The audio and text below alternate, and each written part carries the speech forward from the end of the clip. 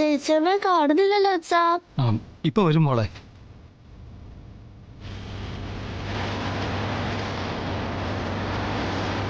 ദേ അമ്മയുടെ കാറ് വരുന്നുണ്ട്.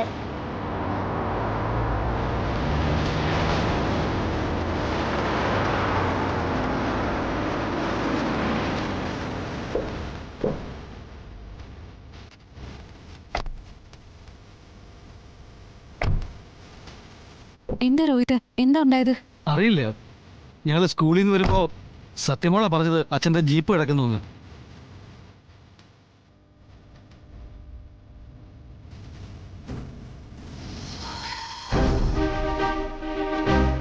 കീഴൊക്കെ ഉള്ളിൽ തന്നെ ഉണ്ടല്ലോ.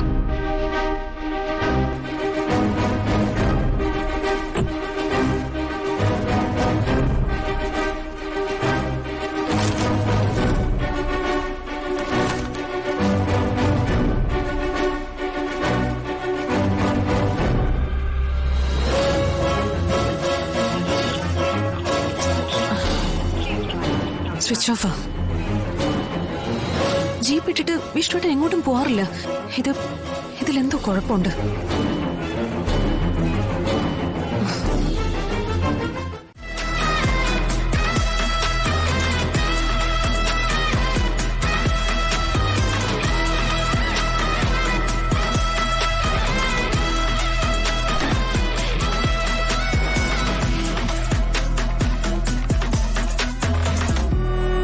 ഡാനിയലേ, എടാ ഡാനിയലേ,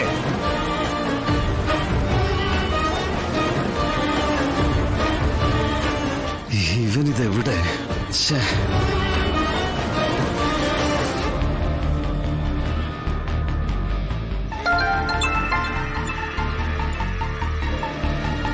ഹലോ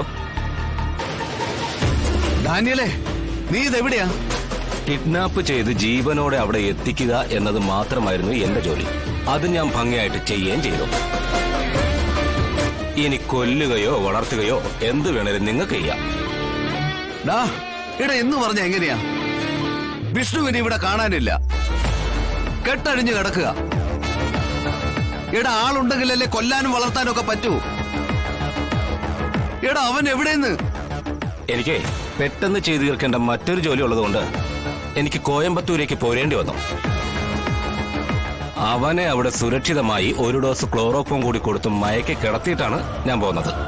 എടാ ഡാനിയലേ, ഒരു ജോലി ഏറ്റെടുത്താൽ അത് ഉത്തരവാദിത്വത്തോടുകൂടെ ചെയ്ത് തീർത്തിട്ട് അടുത്ത ജോലിക്ക് പോവേണ്ടത്.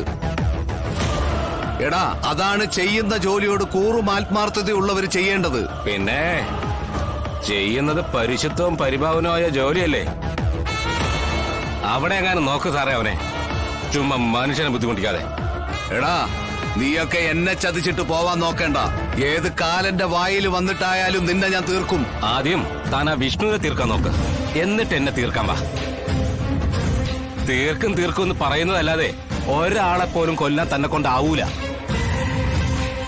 അതിന്റെ കാരണം എന്താ? അതിനുള്ള പാങ്ങ് തനിക്കില്ല. ചങ്കൂറ്റം. അതെ, ഞങ്ങളെപ്പോലുള്ള ആണുങ്ങൾക്ക് പറഞ്ഞിട്ടുള്ളതാ.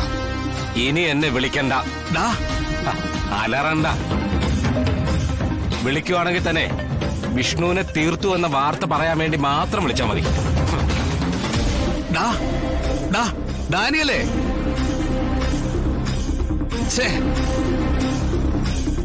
ഇവനെ വിറ്റ കാശ് വിഷ്ണുവിന്റെ കയ്യിലുണ്ട്. മിക്കവാറും അവനെ വിഷ്ണു തന്നെ തീർക്കും.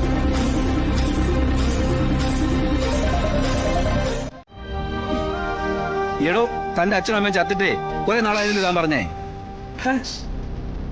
എടോ, എല്ലാരും ജനിച്ചാ ഒരിക്കൽ മരിക്കും. അതിപ്പോ ഞാൻ ആരും മരിക്കും. അത് പ്രകൃതി നിയമമാ.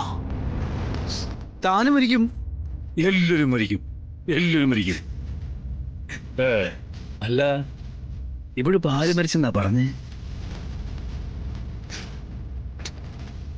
എടോ പിള്ളേ, നമ്മുടെ ഈ വീട്ടിലെ ആര് മരിച്ചെന്നാണോ താൻ പറഞ്ഞേ?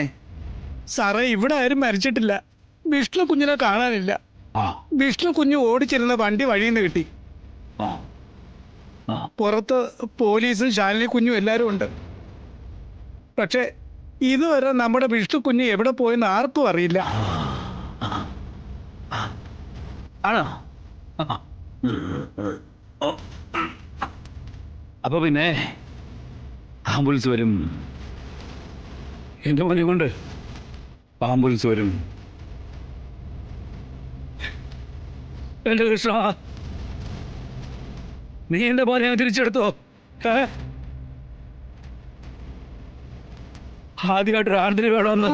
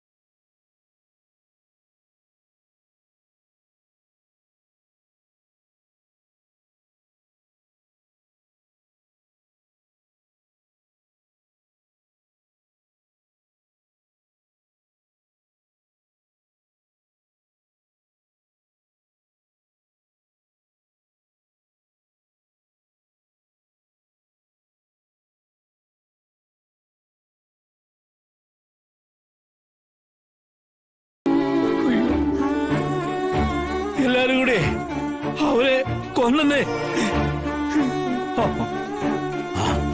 വരും, അവൻ മരിച്ച് എല്ലാരോടും കൊന്നതാ. അവൻ മരിച്ച്